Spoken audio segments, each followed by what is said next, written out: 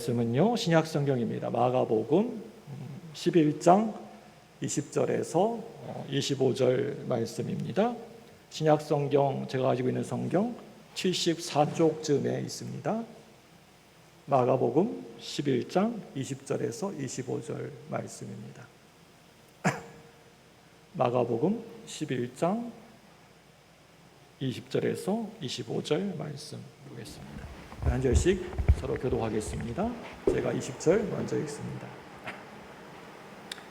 그들이 아침에 지나갈 때 무화과 나무가 뿌리채 마른 것을 보고 베드로가 생각이 나서 여짜오되 라삐여 보소서 저주하신 무화과 나무가 말랐나이다. 예수께서 그들에게 대답하여 이르시되 하나님을 믿으라.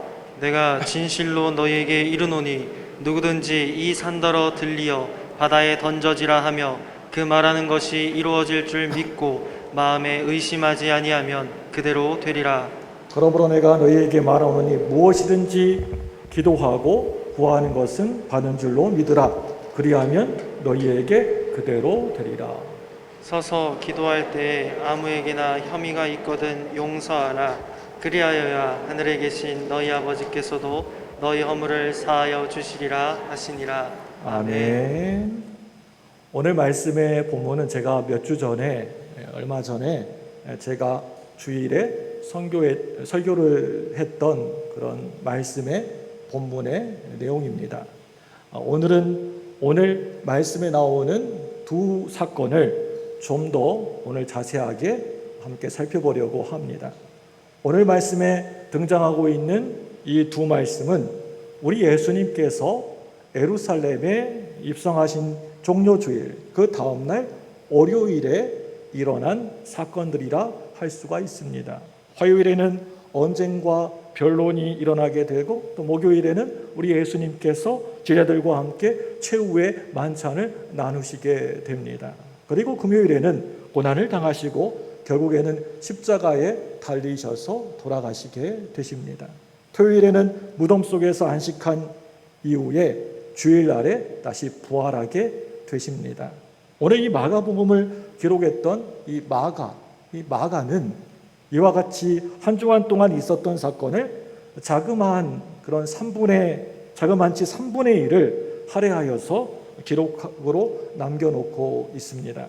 마가는 입만무성하고 아무리 찾아보고 또 찾아보아도 열매가 하나도 없는, 열매가 전혀 없는 이 무화과 나무를 정말 처참하게 심판하시는 사건, 그 사이에 그 가운데 예수님께서 성전을 깨끗하게 정화하시는 사건을 집어넣는 샌드위치 기법으로 이 두 사건은 전혀 서로 다른 느낌이지만 그 의미가 둘 다 동일한 같은 사건이라고 하는 것을 우리들에게 알려주고 있습니다. 오늘 이 두 말씀, 오늘 이 마가복음 11장에 나와 있는 이 두 말씀, 두 사건의 동일한 의미를 다 한데 묶어가지고 뿌리채 말라 죽은 무화과 나무라고 하는 그런 제목으로 한번 잡아보았습니다. 여러분, 여기에서 뿌리채 말라 죽은 무화과 나무가 도대체 그게 무엇입니까? 한마디로 그 당시에 뿌리채 말라 삐뚤어서 죽어버린 성전 종교를 말하고 있는 것입니다. 저는요, 목사로서 저 자신에 대하여서 늘 평생의 질문이 한 가지 있습니다. 그게 뭐냐면 우리가 섬기고 있는 섬기는 이 교회가 정말 우리 예수님이 원하시는 교회, 예수님이 정말 기뻐하시는 교회인가? 우리 이 교회를 바라보시면서 예수님이 기뻐하시고 흡족하게 여기시는가? 내가 우리 성도님들을 섬기는 지금 이 목회가 정말 하나님이 기뻐하시는 그런 목회일까? 그리고 우리 성도님들과 함께 예배하는 이 예배가 정말 예수님께서 하나님이 받으시는, 예수님이 기뻐하시는 그런 예배인가? 우리 성도님들이 교회를 섬기시는데 그 섬김이 예수님을 행복하게 해드리는 예수님의 마음에 합한 봉사일까? 라고 하는 숙제가, 과제가 저한테 있습니다. 여러분, 무화과 나무가 이 땅에 존재하는 가치는 그 나무가 때가 되면 열매를 맺는 것입니다. 그 무화과 나무의 존재의 목적입니다. 그런데 오늘 말씀을 보시면 예수님이 아무리 이리저리 찾아보시고 살펴보아도 그런 열매가 없어서 엄청난 저주를 받게 됩니다. 예루살렘 성전의 존재 가치는 하나님의 임재와 영광을 온전히 드러내는 것이었습니다. 그게 바로 성전이 존재하는 목적이었습니다. 그런데 예수님이 이제 허기지셔서 배가 고프셔서, 우리가 몇 주 전에 살펴본 것처럼 배가 너무나 고프셔서 무화과 나무에게 다가가서 열매를 구했지만 열매가 하나도 없었던 것처럼, 마찬가지로 성전에서 하나님의 임재와 영광은 아무리 이리 찾고 저리 찾고 해도 뭐 간데온 데 없고, 물건 파는 소나 아니면 비둘기나 양이나 파는 물건 파는 장사꾼들만 우글우글 거리다가 결국에는 예수님에게 무서운 저주를 받게 되어집니다. 그리고 오늘 이 무화과 나무는 있어야 될 열매가 없어가지고 예수님의 심판을 받게 된다라고 하는 오늘의 말씀입니다. 오늘 말씀을 보니까 예루살렘은 없어야 될 것들로 가득 차 있다가 예수님께 호되게 책망을 당하고 있습니다. 마찬가지로 우리 교회와 예배에 정말 있어야 될 것들이 혹시 많이 있는지, 그렇지 않겠지만 혹시나 만약 없어야 될 것들이 우리가 전혀 잘 모르는 사이에 뱀이 가만히 몰래 또아리를 틀고 앉아 있는 것처럼 또아리를 틀고 앉아 있는 것은 아닌지 늘 살펴봐야 된다는 것입니다. 여러분, 우리가 지난번에 몇 주 전에 살펴본 것처럼 우리 예수님이 저와 여러분들, 우리들을 바라보시면서 뭐라고 하십니까? 뭐라고 말씀을 하십니까? 내가 너무나 배가 고프다, 내가 허기지다 라고 하십니다.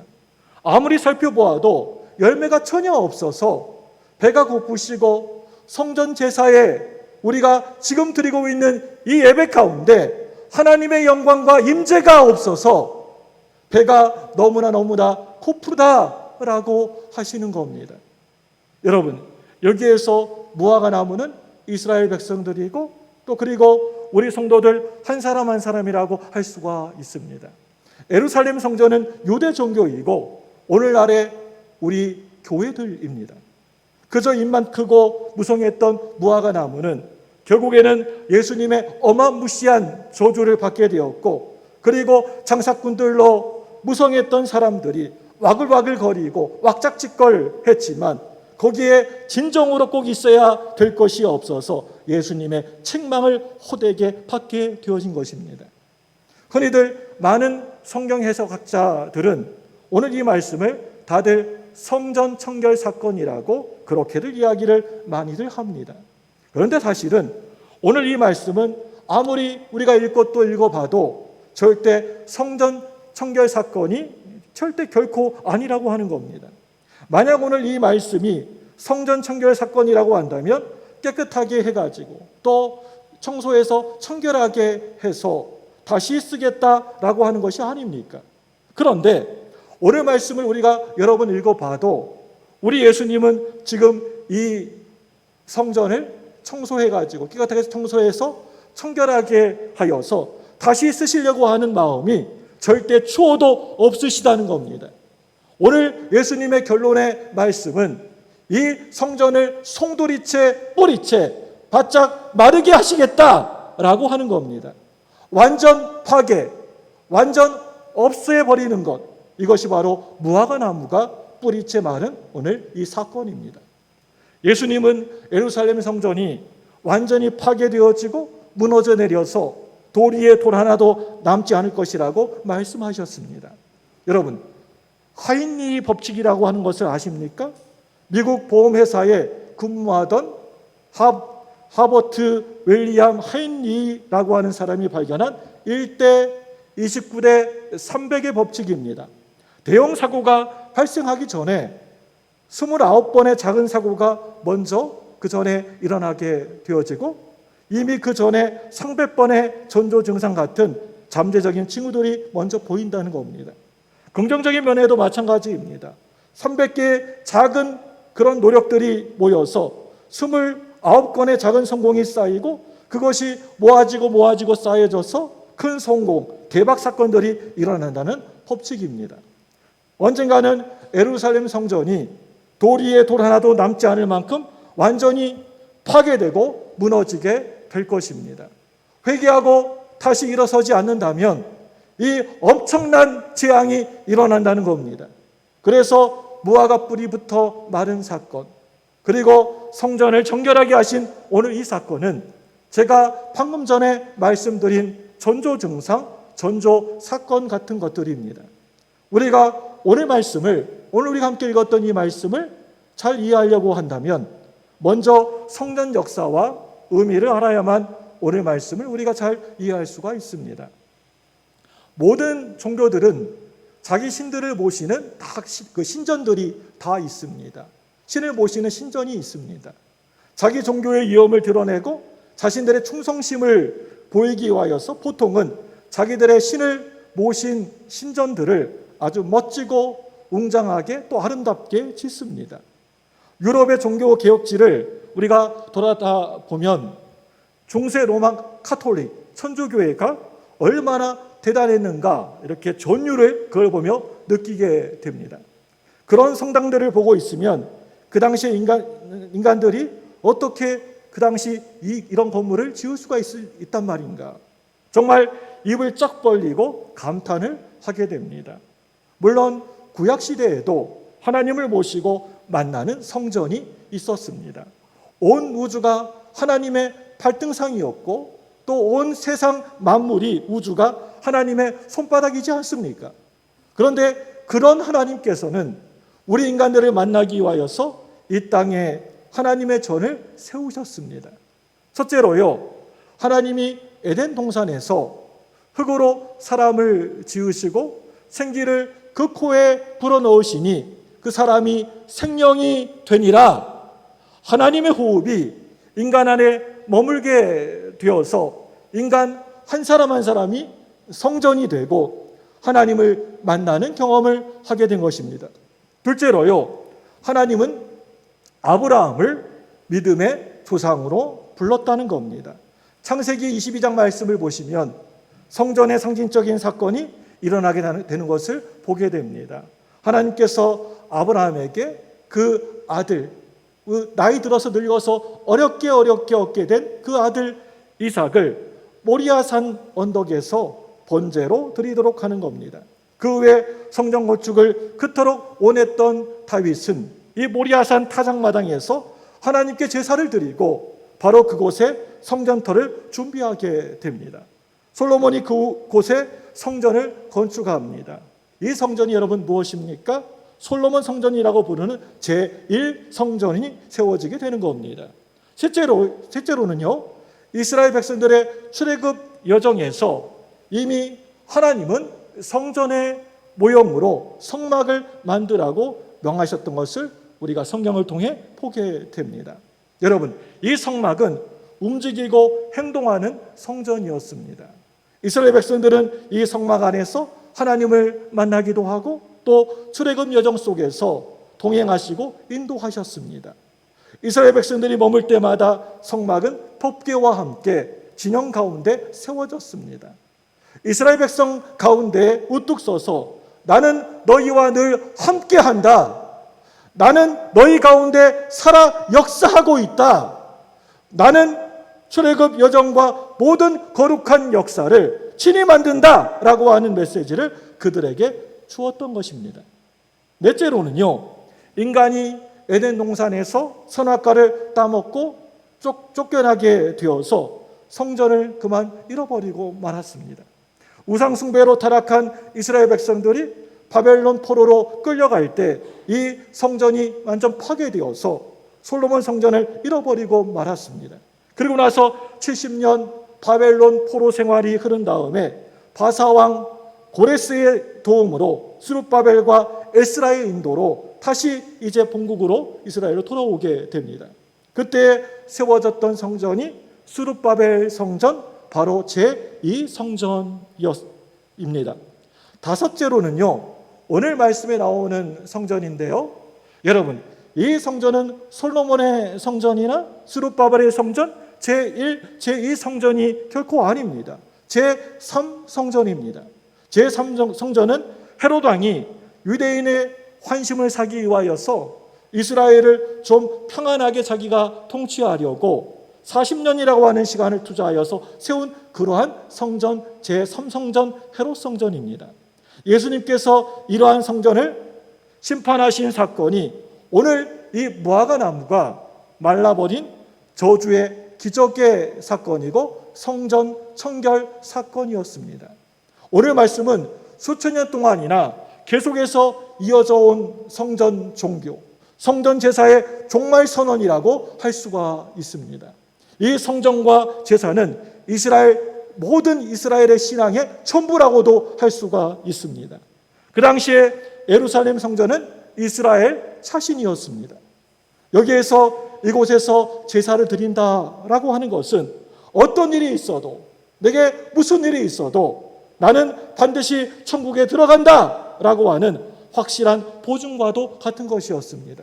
그런데 여러분, 오늘 말씀을 보시면 우리 예수님께서 이 성전을 송두리째 부인해 버리시고 이 성전에서 행해지는 제사를 근본부터 무너뜨리고 있는 것을 보게 됩니다. 여러분, 그러니 오늘 이 사건이 얼마나 엄청난 사건이 되었을까 한번 생각해 보게 됩니다. 그 당시에 유대인들이 도저히 받아들일 수 없는 위험한 일이었던 것입니다. 그래서 이 일 때문에 결국에는 예수님은 어떻게 되십니까? 이 일 때문에 십자가에 결국 달리셔서 돌아가시게 되셨던 것입니다. 6월절이 되면 예루살렘에서 그 경내 30km에 있는 경내에 살고 있던 그 유대인들이라고 한다면 누구나 다 이 성전에 올라와 가지고 제사를 지내도록 되어 있습니다. 이것은 뭐 하고 안 하고의 문제가 아니라 반드시 해야 되는 그런 일이었습니다. 누구나 이 성전 안으로 들어가려고 하면 그냥 들어가지 못하고 입장료를 내야 했습니다. 시장에서 사용되었던 화폐, 돈은 그 당시에 로마 돈이었습니다. 그런데 이 돈에는 제일 앞에 무슨 모양이 있었냐면 그 당시 로마 황제의 얼굴이 그 돈 앞쪽에 새겨져 있었습니다. 성전에 들어갈 때 내야 되는 돈에 황제의 우상이 새겨져 있었기 때문에 결국에는 우상의 제물이 되고 마는 겁니다. 그래서 성전에서 사용할 수 있는 돈, 유대 돈으로 바꿔가지고 환전해가지고 들어가게 되는 겁니다. 그 당시에 이 성전에서 일하는 제사장들은 이렇게 돈을 이렇게 바꿔주면서 엄청난 이문을 챙겼던 것 같습니다. 양이나 비둘기 제물도 다 마찬가지였습니다. 몇 날 며칠 걸려가지고 아주 먼 길을 이렇게 소와 양을 끌고 오다가 보면 잘못하면 그 양이나 소나 비둘기에 흠집이 생길 수도 있습니다. 그런데 이 제물이 조금만 흠이 있어도 성전문 앞에서 제사장들이 절대 도장을 찍어두지 않는 것입니다. 못 들어가게 하는 것입니다. 그런데 성전마당 시장터에서 산 제물은 조금 흠이 있고 문제가 있어도 그냥 꽝 하고 합격 도장을 찍어 주었던 겁니다. 가난한 사람들의 제물인 비둘기 한 마리에도 바깥 가격에서 몇 배, 몇십 배 아주 비싸게 파는 겁니다. 이런 유월절이 되면 다른 것에는 전혀 관심이 없고 제사장들은 돈 벌기에 혈안이 되어져 있습니다. 오늘 우리가 함께 읽은 말씀은 예수님께서 이 정말 꼴도 보기 싫은 이 성전마당 시장터를 막 진노하시면서 막 분노, 막 화를 내시면서 부수시고 엎어버리신 사건의 말씀입니다. 얼마나 화가 나셨으면 막 상을 막 뒤집어 엎어버리시고 채찍을 치시고 막 그랬겠습니까? 오늘 이 말씀의 핵심이 뭡니까? 하나님이 없는 예배의 종말을 지금 예수님이 선언하고 계시는 것입니다. 너희들이 예배는 드리지만 하나님이 없는, 예수님이 없는 예배는 그것은 쓸데없는 짓을 너희들 하고 있는 것이다 라고 선언하고 계시는 겁니다. 여러분들도 잘 알고 계시는 것처럼 성전은 어느 곳입니까? 뭐 하는 곳입니까? 만민이 기도하는 집입니다. 성전은 하나님의 백성들이 하나님께 나와 예배하는 곳이 바로 성전입니다. 그런데 이곳에서 이 자리에서 하나님께 기도하고 예배해야 되는 곳에, 바로 그런 곳에 기도 소리 대신에, 찬송 소리 대신에 여기저기에서 음매 이러한 짐승들 소리만 가득 차 있었다는 것입니다. 하나님의 거룩한 임재가 넘쳐야 될 이 성전 이곳에서 물고 파는 장사치들로 가득 차고 넘쳐나고 있었던 것입니다. 제사장들은 이제 더 이상 성직자가 아니라 이미 장사치들이고 종교인들이고 브로커였습니다. 인간 세상사 부정부패 타락이 어찌 성전에서만 있었겠습니까? 이 세상사를 여러분 가만히 보게 되면 온갖 부정부패와 타락이 판을 치는 것을 우리가 보게 됩니다. 우리 예수님은 세상에 나가셔서 세상을 향하여서 진노하시면서 뒤집어 엎을 수도 있으셨습니다.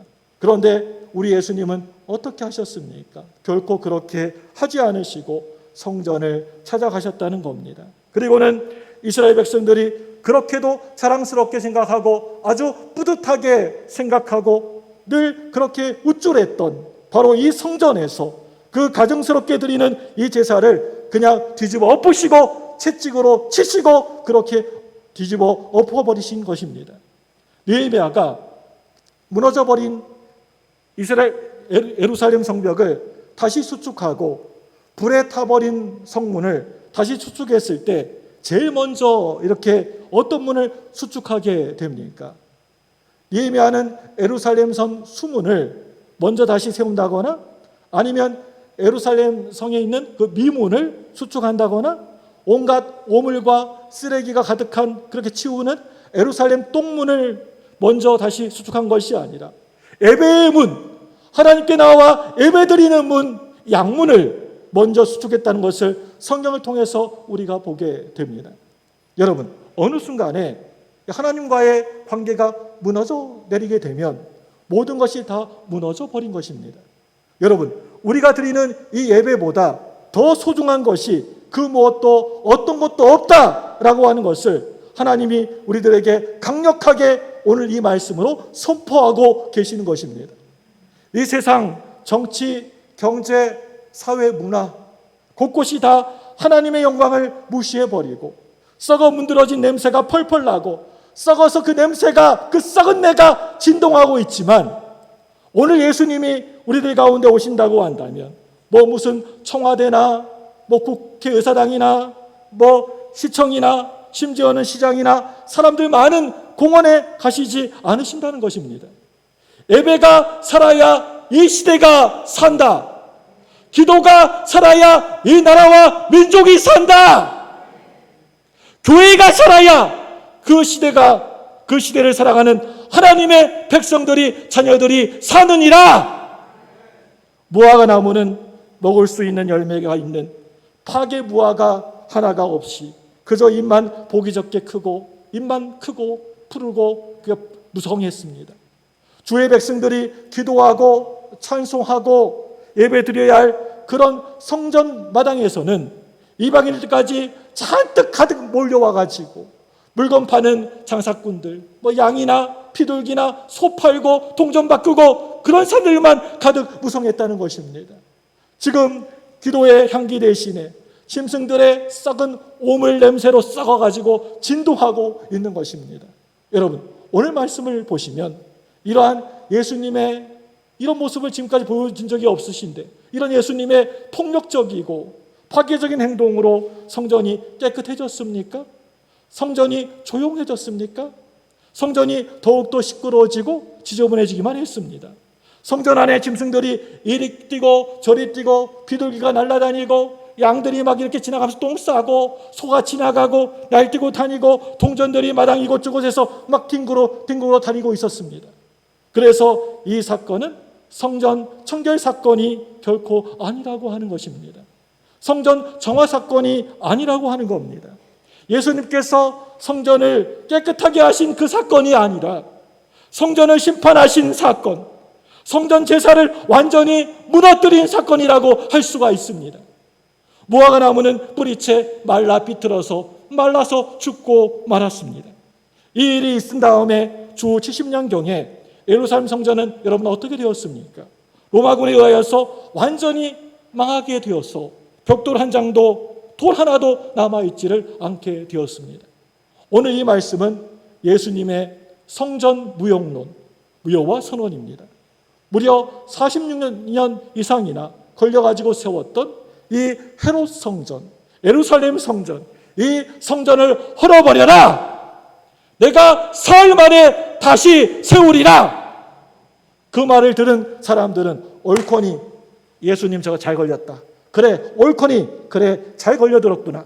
그러면서 이 사건을 꼬투리 잡아가지고 빌미 삼아가지고 예수님을 십자가에 못 박게 하여서 죽여서 승리의 노래를 아마 기쁘게 쾌제를 부르면서 승리의 노래를 불렀을 것입니다. 그런데 예수님은 어떻게 하셨습니까? 우리 예수님은 죽은 지 사흘 만에 어떻게 하셨습니까? 다시 그 죽음 가운데서 부활하셨습니다. 참된 종교, 만민이 기도하는 집, 세계 모든 열방이 하나님의 자녀가 되는 엄청난 일, 지금까지 한 번도 보지 못했던 신령과 진정으로 드리는 참된 예배, 누구나 하나님 앞에 나와 기도하는 기도의 권세가 주어지는 이 엄청난 신앙세계의 문이 열려지게 된 것입니다. 지금 성전에서 매매하는 우양떼들, 그리고 비둘기, 성전 화폐는 모두 성전에 들어가 제사하는데 꼭 필요한 것들입니다. 꼭 있어야 될 것들입니다. 그런데 예수님은 그것들을 화를 내시면서 분노하시면서 다 내어 쫓으셨습니다. 사용기간 만료를 선언하고 계시는 것입니다. 여러분, 여기에서 내어 쫓는다라고 하는 단어는 예수님께서 귀신들, 사탄 마귀 귀신을 내어 쫓으실 때 사용한 그 단어와 우양떼들을 내어 쫓고 오늘 말씀에 장사치들을 내어 쫓는다라고 할 때 이게 귀신을 쫓는다, 그 우양떼를 쫓고 또 이렇게 장사꾼들을 쫓는다라는 말과 쫓는다, 그러니까 동일한 단어를 지금 사용하고 있습니다. 그렇기 때문에 예수님께서 성전을 깨끗하게 하여서 다시 쓰시겠다라고 하는 것이 결코 절대 아닙니다. 아예 심판하시고 완전히 무너뜨리시고 파괴하시겠다는 것입니다. 하나님은 귀신을 목욕시켜서 천사로 쓰시지 않으십니다. 여러분, 하나님께서 가장 싫어하시는 것은 바로 타락한 예배입니다. 거짓된 신앙 믿음입니다. 나를 위하여서 신앙을 이리저리 이용하고 하나님을 이용하는 것입니다. 하나님은 그걸 가장 싫어하십니다. 지금 하나님께서 성전 제사를 얼마나 질색하고 싫어하신가를 표현하고 있는 사건이 무화과나무가 마른 사건이고 또 성전 청결 사건입니다. 이 사건은 성전 종교의 무효화 사건입니다. 뿌리채 말라서 죽어버린 성전 종교의 사망 선언입니다. 이제 오직 십자가를 통해서만 하나님께 나아갈 수 있다. 예수 구원, 그분의 피 위에 세워진 성전만 성전이니라. 지금 우리 예수님은 엄청난 신학적인 혁명을 선포하고 계시는 것입니다. 우리 마가복음 11장 17절 말씀을 우리 다 같이 보겠습니다. 시작. 이에 가르쳐 이르시되 기록된 바 내 집은 만민이 기도하는 집이라 칭함을 받으리라 하지 아니하였느냐. 너희는 강도의 소굴을 만들었도다 하시매 내 집은 만민이 기도하는 집이라 너희는 강도의 소굴을 만들었도다. 여러분, 여기에서 말하고 있는 강도의 소굴이 무엇일까요? 밖에서 강도짓을 해서 훔친 물건을 가지고 들어와서 이제는 마음 푹 놓고 안심하고 서로 훔친 것을 서로 나누어 가지면서 막 낄낄거리는 곳이 바로 그곳이 강도의 소굴입니다.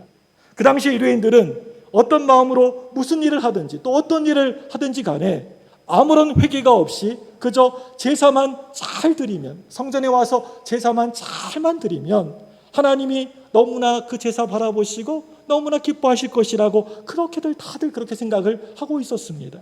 그게 바로 강도의 소굴이라고 하는 것입니다. 지금 우리가 드리고 있는 이 예배를 정말 하나님이 기뻐하시는지, 내 마음에 예수님을 모실 수 있는 예수님이 오시는 자리를 준비했는지, 신령과 진정으로 내가 지금 예배 드리고 있는지 전혀 아무런 관심도 없고, 예배 드리는 그 자체, 내가 주일날 11시에 나와가지고 엉덩이 붙이고 1시간 동안 예배 드리다가 가면 그 예배 그 자체에만 의미가 있는 것, 그냥 시간 때우기 자체에 의미가 있다라고 한다면 강도의 소굴에 지금 내가 앉아 있는 것입니다.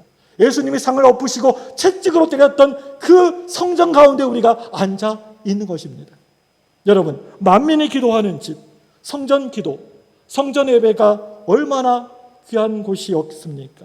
성경에 보면 솔로몬이 성전을 다 짓고 나서, 건축하고 나서 하나님께 봉헌을 올려드리는 장면을 보게 됩니다. 솔로몬이 성전을 다 짓고 나서 하나님께 이렇게 기도를 드립니다. 뭐라고 기도합니까? 이 땅에 살아가다 보면 이 백성들이 이런저런 죄를 짓게 될 것입니다. 그러면 어디에서 이 죄를 용서받을 수 있겠습니까? 여기에 와서 자복하고 회개하면 하나님 저들의 죄를 사하여 주옵소서. 농사를 짓다가 비가 오지 않아서 쩔쩔맬 때 이 백성들이 이전에 와서 기도하면 하늘문을 활짝 열어주시고 비를 내려 주옵소서. 이 백성들이 연약한 존재라고 하는 것을 하나님이 너무나도 잘 알고 계시지 않습니까? 주변에 강대국들이 쳐들어와서 전쟁의 피바람이 불 때 당신의 백성들이 여기 와서 간절히 기도하면, 엎드려 기도하면 하나님 적들을 물리쳐 주시고 전쟁터에서 이 백성들을 보호하여 주옵소서. 이 세상 살아가다가 온갖 질병에 시달리게 될 것이고 전염병이 창궐하는 날에도 여기에 와서 하나님께 기도하면 하나님께서 전염병들 물리쳐 주시고 병든 이 백성들 고쳐 주옵소서. 역대하 6장 18절 19절 말씀 같이 보겠습니다. 화면 보고요. 시작. 하나님이 참으로 사람과 함께 땅에 계시리이까 보소서 하늘과 하늘이라도 주를 용납하지 못하거든 하물며 내가 건축한 이 성전이오리까. 그러나 나의 하나님 여호와여, 주의 종의 기도와 간구를 돌아보시며 주의 종이 주 앞에서 부르짖는 것과 비는 기도를 들으시옵소서. 여러분, 이게 바로 성전입니다. 이게 바로 예배입니다. 이게 바로 기도입니다. 꿈도 꿀 수 없는 이 엄청난 일이 우리들 가운데 일어난 사건이 오늘 말씀의 사건입니다. 그런데 지금 예루살렘 성전은 어느 순간 기도도, 또 어느 순간에 예배 드리는 것도, 또 능력도 권능도 그만 다 사라져버리고 이제 모든 것이 그가 아닌 강도의 소굴이 되어버리고 말았습니다. 하나님의 어린 양, 영원한 제사장, 영원한 하나님 나라의 성전이 우리들 가운데 직접 오셨는데도 그 예수님께서께는 전혀 아무런 관심이 없습니다. 오로지 내가 어떤 이문이 있는가, 나에게 어떤 유익과 어떤 이익이 있는가, 거기에만 관심이 있습니다. 이와 같이 오로지 현실적인 나의 유익에만, 그게 무엇인가만 관심이 있습니다. 예수 없는 예배는 그거 무효다. 예수 없는 설교는 이건 무효다. 예수님은 우리들에게 무효 선언을 하시고 계시는 것입니다. 늘 입만 벌리면 윤리, 도덕, 이 세상에 있는 잡다한 이야기들로 가득 넘치는 그 설교가 바로 강도의 소리라고 하는 것입니다. 우리 성도님들이 교회 와가지고 하나님 말씀에는 전혀 귀를 닫아버리고 관심도 없고 나를 위로해주고 막 기운내라, 힘내라, 위로해주고 내 길을 즐겁게 해주는 축복의 설교에만, 복받아라! 라는 축복의 설교에만 관심을 둔다고 한다면 그게 바로 오늘 이 강도의 소굴이라고 하는 것입니다. 무슨 진영 논리 속에 빠져서 자신의 이념을 지지하는 설교에만 맞다고 옳다고 맞는 소리 한다고 아멘 아멘 한다고 한다면 예수님을 무슨 보수주의자나 진보주의자로 오해하고 있다고 한다면 이것은 오늘 말씀에 있는 마치 강도의 속을 그런 종교무효를 선언하고 있는 것입니다. 예수님은 성전 파괴, 이 사건 이후에 곧바로 체포되어서 십자가에 달려 돌아가시게 됩니다. 왜 우리 예수님께서 이토록 뻔히 아시는 그 결과를 이토록 위험천만한 일을 하신 것입니까? 예수님을 모르는 누군가가 성전을 때려 부수고 성전 제사를 짓밟는 예수님을 보고 아마 이렇게 말했을 것 같습니다. 그 당시에 이보시오, 당신 죽으려고 환장했소? 정말 예수님이 하나님의 아들인 것을 잘 알지 못했다고 한다면 이렇게 당신 지금 죽으려고 작정했어? 환장했어? 아마 그랬을 것 같습니다. 그럴 때 예수님이 뭐라고 그랬을까요? 당신 그걸 어떻게 하셨소? 나 지금 죽으려고 그러는 거요. 나 이것 다 때려 부수고 이제 곧 죽을 거요. 아마 그렇게 예수님이 대답하셨을 것 같습니다. 우리 예수님은 그렇게 대답하셨습니다. 그 당시에 이스라엘 유대인들은 오직 자기들만 하나님께 온전히 나아갈 수 있는 하나님의 택한 선민들이라고 그렇게 생각을 했습니다. 자기들은 무슨 일을 하든지 어떤 짓을 하든지 간에 그 마음이 어떠하든지 신령과 진리에는 전혀 관심이 하나도 전혀 없고 오로지 흠이 없는 제물로 성전에 때가 되면 유월절이나 때가 되면 성전에 올라가서 달랑 제사를 드리기만 하면 자기 자신이 전혀 흠없는 사람이 되는 것이라고 다들 그렇게 착각하며 생각을 하고 있습니다. 착각하는 모습들 볼 수 있습니다. 자기들만이 하나님의 백성들이라고 믿고 생각을 했습니다. 그런데 예수님이 어느 날 십자가에 달려 못 박혀 돌아가 버리십니다. 이 세상 부정한 사람들, 이방인들, 죄인들, 창녀들, 소외된 사람들, 각양 병든 사람들 위하여서 십자가에 달려서 돌아가셔 버린 겁니다. 버림받았다라고 생각하는 그런 사람들 위하여서 예수님께서 죽으시는 겁니다. 여러분, 보라, 유대인들의 죄를 짊어지고 가는 하나님의 어린 양이 아니라 세상 죄를 짊어지고 가는 하나님의 어린 양입니다. 종교 지도자들은 모든 권세가 자기들에게 있는 줄로 알았던 그 사람들은 예수님께 이렇게 묻고 있습니다. 네가 무슨 권세로 도대체 어떤 일을 이런 일을 하느냐? 그런데 그 사람들이 분명히 꼭 알아야 했던 진리가 한 가지 있습니다. 그것은 죄를 깨끗하게 사하는 권세가 오직 우리 예수님께, 예수 그리스도께 있다는 것을, 인간을 구원하는 권세가 오직 우리 예수님께 있다는 것을, 세상 인간의 죄를 용서하고 하나님의 자녀 삼으시는 권세가 오직 예수님께만 있다는 것을, 천국의 저 성전을 건축하고 만백성을 하나님 곁으로 인도하는 권세가 오직 예수님, 예수 그리스도께만 있다는 것을, 드디어 예수님께서 십자가에 달리셨습니다. 마가복음 15장 38절 말씀입니다. 우리 다 같이 읽습니다. 시작. 위에 성전 아래에서부터 찢어져 돌이 되니라. 이 말씀 보니까 성소의 휘장이 쫙 하고 돌로 갈라지게 됩니다. 지성소에 들어갈 수 있는 사람은 그 당시 오직 한 사람, 대제사장 한 사람밖에 없었습니다. 그것도 1년에 단 한 번 대속죄일에만 들어갈 수가 있었습니다. 그런데 이제 하나님과 사람 사이를 가로막고 있었던 성소의 휘장이 돌로 쫙 하고 갈라지고 찢어지게 되었습니다. 이제 십자가에 달리실 예수 그리스도의 이름으로 누구나 다 예수님의 그 권세와 권능으로 누구나 다 언제든지 하나님께 나아가서 예배합니다. 용서받습니다. 치유받는 역사가 시작되었습니다. 할렐루야! 사랑하는 여러분들, 이게 바로 복음입니다. 이게 바로 은혜입니다. 무화과 나무가 바짝 마른 바로 그 자리에서 한국교회 싹이 새롭게 돋아나고 이 앞에 있는 부족한 조목사의 나무가 자라나고 하나님의 자녀가 되었습니다. 저와 여러분들이 생명나무로 일어나게 된 것입니다. 내가 하나님의 자녀가 되었다. 내가 예수 믿는 성도가 되었다.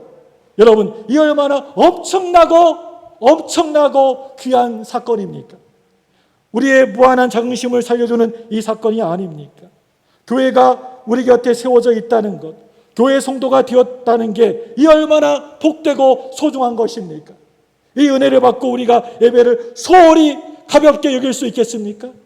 이 은혜를 안다고 한다면 예배에 생명을 거는 게 여러분 너무나 당연하고 마땅하지 않습니까? 이 진리를 안다고 한다면 예수님의 몸이 갈기갈기 찢겨져서 교회가 세워진 것을 여러분 안다고 한다면 이제 이 교회를 사랑하지 않을 수 있겠습니까? 시온 성과 같은 교회 그의 영광 한없다. 허락하신 말씀대로 주가 친히 세웠다. 반석 위에 세운 교회 흔들 자가 누구랴. 모든 원수 애워싸도 아무 근심 없도다. 할렐루야! 우리 찬송가 210장 1절만 부르겠습니다. 시온 성과 같은 교회 그의 영광 한없다. 허락하신 말씀대로 주가 친히 세웠다. 반석 위에 세운 교회 흔들 자가 누구랴. 모든 원수 애워싸도 아무 근심 없도다. 아멘. 여러분, 오늘 이 시간 들은 이 말씀을 붙잡고 힘을 얻으시고, 여러분 이 말씀을 붙잡고 이 세상을 헤쳐나가시고 담대하게 이 세상에서 승리하시는 저와 여러분 되시기를 주님의 이름으로 축원합니다. 이 시간에